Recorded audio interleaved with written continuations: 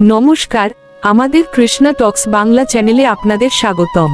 আজকের ভাবনা, কর্মফল কি এই জন্মেই শেষ হয়?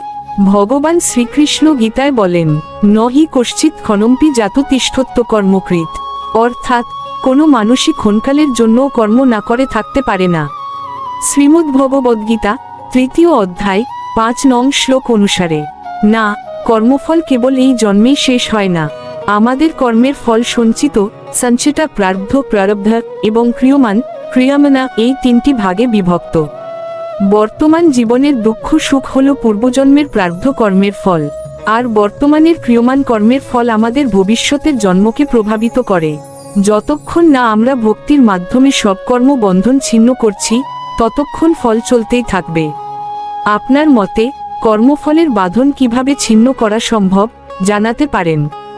ভিডিওটি লাইক দিয়ে এই জ্ঞান প্রচারে আমাদের সমর্থন করুন। জ্ঞানের এই পথে আপনাদের সঙ্গে নিবেদক শ্রী মিলন দেবনাথ। হরে কৃষ্ণ।